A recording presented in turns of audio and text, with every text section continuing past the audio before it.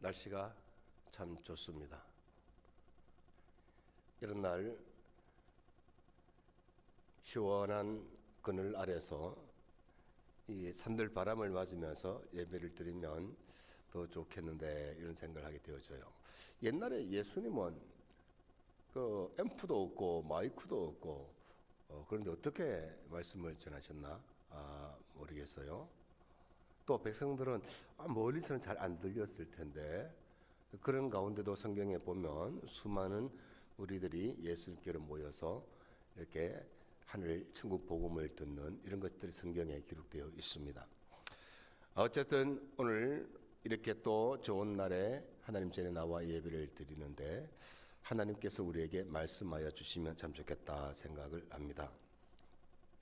저는 지난주에도 참 많은 사람들을 만나서요. 그 사람들과의 만남이 헛된 만남이 아니라 참 소중한 만남이었고 또 의미 있는 이런 만남을 보냈습니다. 이렇게 또 성도님들을 주의 전에서 예배 자리에서 함께 하나님을 예배하는 이런 모습으로 만나니까 사실 그게 더 훨씬 또 마음이 기쁘고 또 감동이 되고 그래요. 사람을 만나는 이런 즐거움도 쏠쏠하지만 하나님을 만나는 함께 하나님을 만나는 이 기쁨이야말로 우리 성도들이 절대로 포기할 수 없는 그런 것이 아닌가 생각이 되어져요. 하나님께서 지난 한 주간 우리가 또 주어진 삶을 치열하게 살다가 이렇게 주의 날에 주의 전에 와서 예배하는 이 모습을 참 귀하게 보실 줄로 믿습니다.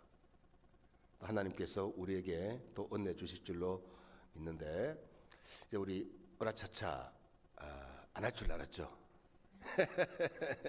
예, 좀 이제 좀 변화를 좀 줬습니다. 제가 으라차차 하면 여러분은 믿습니다 하고 이제 외치는 거예요.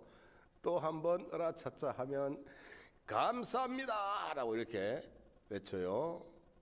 다음 마지막으로 으라차차 하면 사랑합니다 라고 이렇게 외쳐주시면 되겠습니다. 으라차차 으라차차 으라차차. 사람은 입에서 나오는 말대로 그 인생이 전개된대요. 정말 이제 그런 것 같아요. 우리의 외침대로 우리의 고백대로 우리의 인생이 전개될 줄로 믿습니다.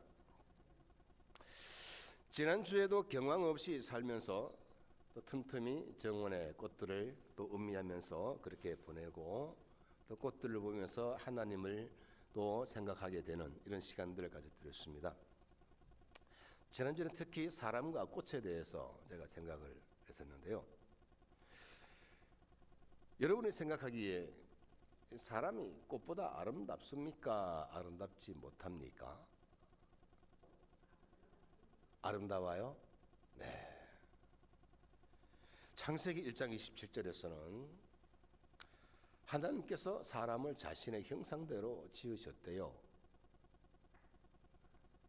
또 철학에서는 사람을 가리켜 만물의 영장이라고 하고요. 그래서 이 데카르트라는 철학자는 사람은 스스로 자기를 살필 줄 알고 또 이성적으로 합리적으로 생각할 줄 아는 이런 존재라고 하면서 인간에 대해 긍정적이고 낙관적인 평가를 했습니다. 또 잘 아시는 정지원이라는 시인은 사람이 꽃보다 아름다워라고 이렇게 노래를 했어요. 이런 말들은 우리를 굉장히 기분 좋게 하죠. 그런데 어때요? 이런 말이 듣기는 좋은데 진짜 여러분은 자신이 꽃보다 더 아름답다고 생각하시나요?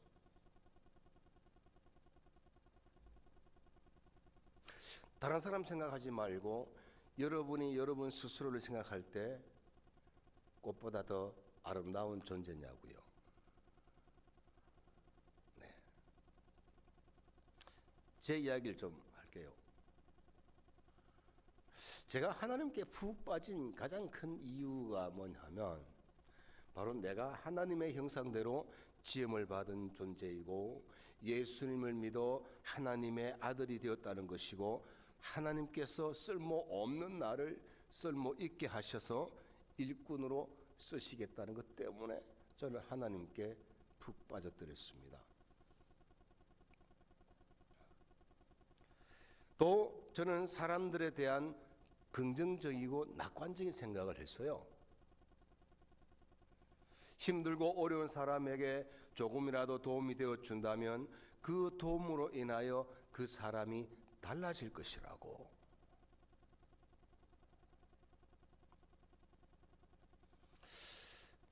이렇게 사람을 특히 또 뭐 맹자 같은 경우는 사람의 성선설을 주장하면서 사람은 태어나면서 본래부터 선하다 이런 사람에 대한 입장도 밝혔습니다만 어쨌든 이렇게 사람에 대해서 정말 꽃보다 더 아름다운 존재로 이렇게 말하는 견해가 있는가 하면 반대로 사람에 대해 부정적인 말도 있어요. 먼저 성경에 보면 예레미야 선지자는 예레미야서 17장 9절에서 만물보다 거짓되고 부패한 것이 사람의 마음이라고 했습니다. 파스칼이라는 철학자는 인간은 허영에 사로잡힌 존재라고 하면서 위선과 가식이라는 위선과 가식으로 늘 자신을 포장을 하고 또 피 흘리기를 좋아하는 그런 존재라고 하면서 인간에 대해 비관적인 견해를 나타냈었습니다. 또 순자라는 중국의 사상가는 맹자는 성선설을 말하는 데 비해서 순자는 성악설을 주장하면서 사람은 근본이 악하다 이런 말을 했어요. 이런 말은 듣기 기분 나쁘거나 불쾌합니다. 그렇지 않습니까? 여러분은 이런 말들에 어떻게 생각하세요? 다른 사람 판단하지 말고 여러분 스스로에 대해서 어떻게 생각하십니까? 목사님, 방금 하신 말씀요, 그건 남의 이야기 아니고 제 이야기네요. 이렇게 생각하시는 분은 오른쪽 엄지 발가락을 한번 세워보세요.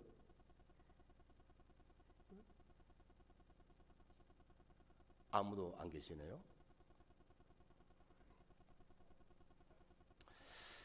저는요,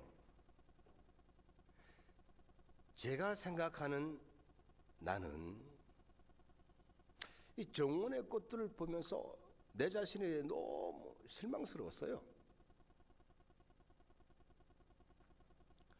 바울 사도가 로마서 7장 19절에서 내가 원하는 바 선은 행하지 아니하고 도리어 원하지 않는 악을 행하는도다. 그렇게 고백을 했고 24절에서는 오호라 나는 공관자루다. 이 사망에서 누가 나를 건져내랴. 이렇게 탄식을 했습니다.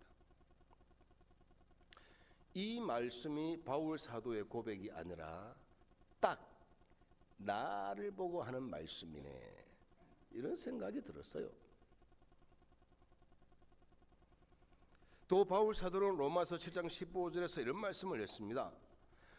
내가 원하는 것은 행치 아니하고 도리어 미워하는 것을 행함이라.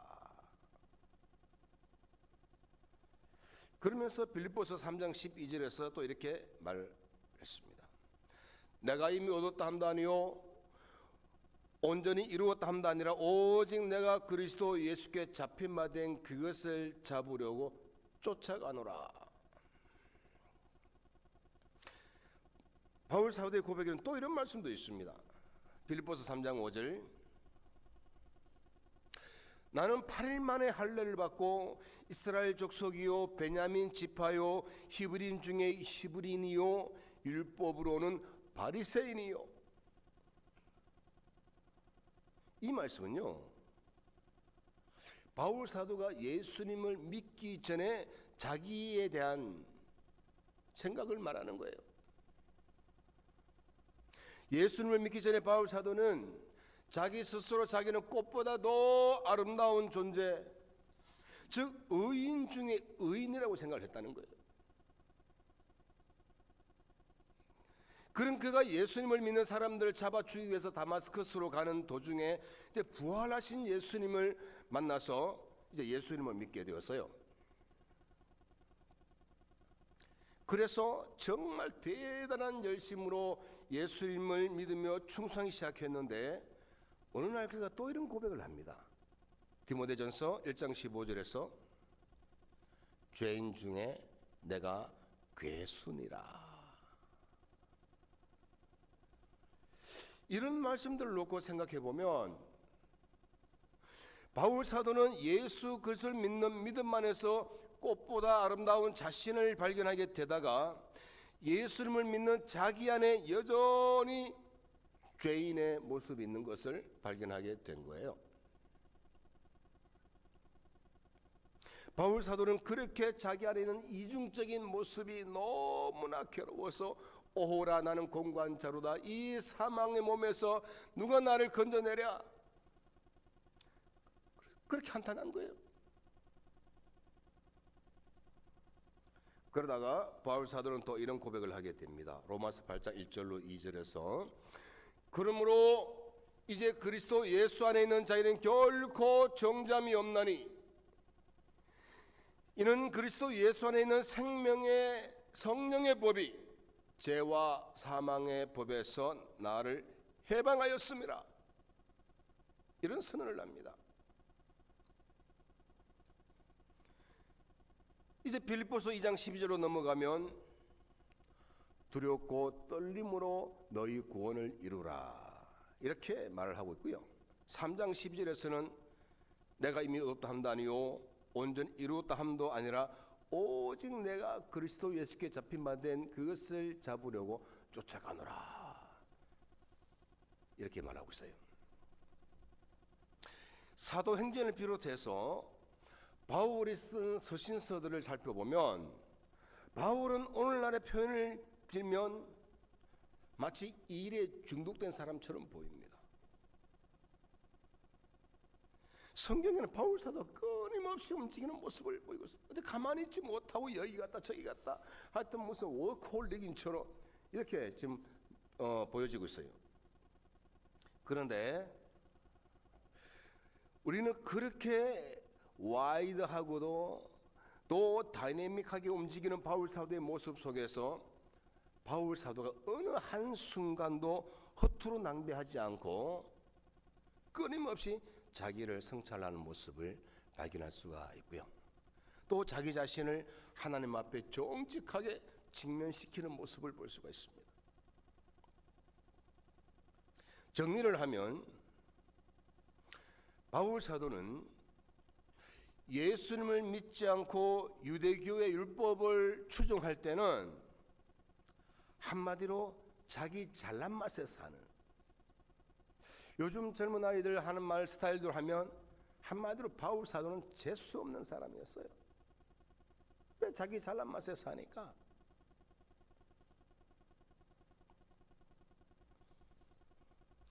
그렇게 잘난 사람이란 프라이드로 똘똘 뭉쳐가지고 예수를 믿는 그리스도인들을 잡아다가 족치고 죽이는데 넘기다 주고 그랬습니다. 그거 하려고 다마스커스로 가던 도중에 부활하신 예수님을 만난 거예요. 부활하신 예수님 만나고 나서는 어떤 변화가 일어나느냐 하면 예전에 유대교의 율법을 추종하면서 생긴 유대교적 엘리트 의식이 사라진 대신에 엘리트 그리스도인 의식이 생겨난 거예요. 율법적인 엘리트 의식은 이제 버렸지만 그 대신에 엘리트 그리스도인 의식이 생겨난 거예요. 이 말은 나는 너희들과는 달라. 나는 너희들과는 달리 예수님을 제대로 믿는 사람이야.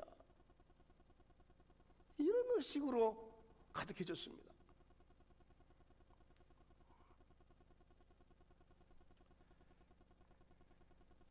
나는 너희들과 달리 부활하신 예수님을 만난 특별한 사람이고, 나는 예수 그리스도 향한 특별한 열심을 가지고 있는 사람이야.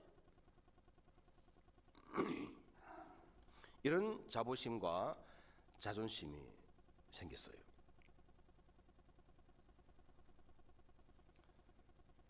그러다 보니까 바울 사도는요, 위아래가 보이질 않았습니다.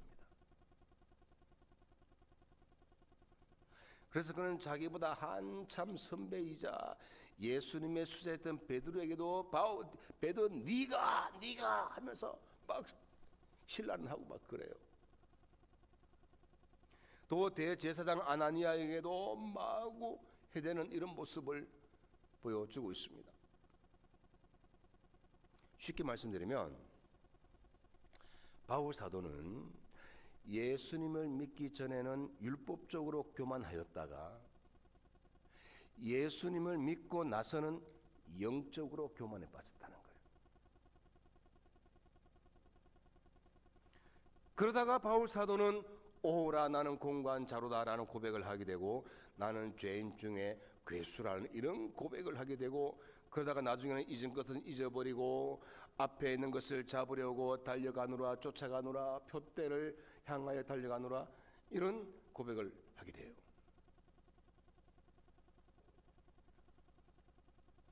저는 정원의 꽃들을 보면서 바울 사도의 그런 말씀들이 이렇게 해석되더군요.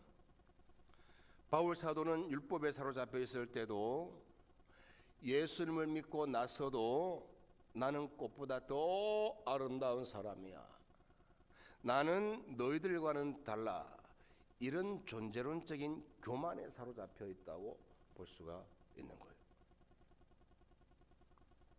그러다가 그는 하나님의 은혜로 위선과 가식의 가면 속에 감추어진 자신의 더럽고 악한 내면을 바라볼 수가 있었습니다. 그래서 바울은 나는 원하는 선은 행하지 않으면서 원하지 않는 악을 행한다. 나는 죄인 중에 괴수다. 오라 나는 곤고한 자로다. 라는 이런 고백을 할 수가 있었던 거예요. 이것은 다른 말로 나는 저 꽃들보다 못한 존재이다, 이런 고백이에요.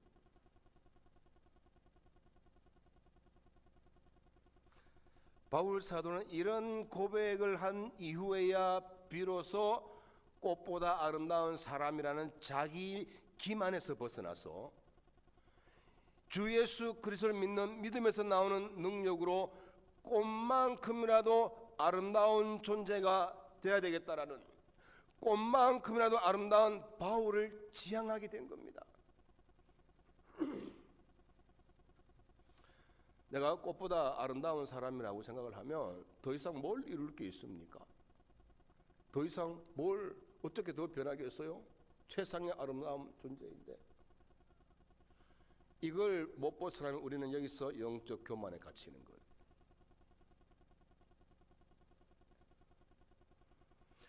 그 영적 교만 안에 들어있는 나의 위선과 가식을, 나의 죄악됨을 들여다보았을 때 나는 저 꽃보다도 못한 존재이고 하는 자기의 실존을 깨닫는 거예요. 그러면서 꽃만큼이라도 아름다운 존재가 되었으면 좋겠다는 이런 마음이 생기는 거예요. 말씀을 맺으면서 지난주에 저는 매우 감동적인 경험을 했었습니다. 하나는 너무나도 어린 소녀가 제게 감동을 주었어요. 요즘 아이들 다 마찬가지입니다만 조금 부산하고 주의 집중이 안 되고 하여튼 이제 그런 아이들 그룹을 이렇게 프로그램을 진행을 하는데,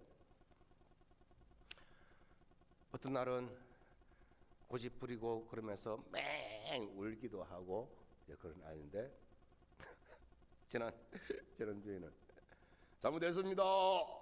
그래요, 애가. 잘못했습니다. 그래서 그래, 잘못했다라고 말할 수 있는 거는 참 큰 용기가 필요한 거야. 고마워. 왜 이놈이 또 하이파이브를 하고 또 새끼 손가락 걸고 손도장을 찍자고. 잘하겠다는 거예요. 저 이제 잘할게요. 그리고 선생님 좋아해요. 이런 이제 의미를 담은 제스처였어요. 그래서 참 이쁘다, 참 고맙다 이런 생각이 들었습니다. 또 다른 하나는 어제 오후에 어르신들 예배를 인도를 하는데 우리 조복선 어르신이라고 계세요.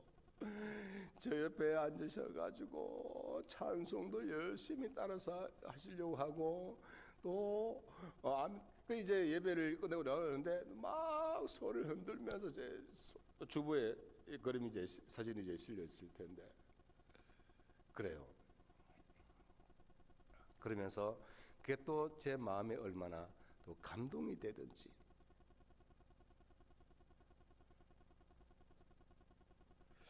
프로그램을 마치고 사무실에서 쉬고 있는데 이런 생각이 들더군요. 교만한 엘리트 의식에 젖어서 나는 꽃보다 아름다운 사람이야 라는 이런 자의식에 젖어 예수님의 마음을 상하게 하고 또 사람들의 마음을 상하게 할 수도 있는 게 나의 현실인데 예수님의 은혜로 내가 꽃만큼이라도 아름다운 사람이 되고자 하는 마음을 가질 때 비로소 나는 꽃보다 아름다운 존재가 될 수 있겠구나 이런 생각이 드는 거예요. 바울 사도가 여전히 나는 꽃보다 아름다운 사람이야 이렇게 자기 자신을 규정하고 나면 사도행전이나 선서에 나온 이런 열심이 나올 수가 없죠. 우리 역시도 마찬가지입니다. 어쩌면 오늘날 우리 모든 그리스도인이 꽃보다 아름다운 존재라고 그동안 많이 그것 때문에 위로받고 또 힘을 얻었으면 이제는 한꺼풀을 벗겨내고 그 안에 들어있는 나의 영적 교만을 들여다볼 수 있어야 되고 그 영적 교만을 내려놓고 꽃만큼이라도 아름다운 존재가 되고 싶다 이런 소원을 가져야 된다고 봐요. 한번 보십시오. 세상이 교회를 꽃보다 아름다운 곳으로 봅니까? 세상 사람들이 예수 믿는 사람들 당신은 정말 꽃보다 아름답군요 이렇게 말해 줍니까? 도리어 꽃은 아름다운데 교회는 왜 그 모양이냐고 왜 목사는 그 모양이냐고 성도는 그 모양이냐고 이러지 않습니까?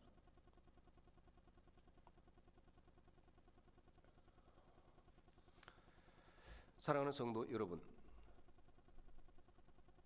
우리는 예수님을 믿는 믿음으로 예수를 믿는 믿음으로 꽃만큼이라도 아름다워지기를 추구하십시다.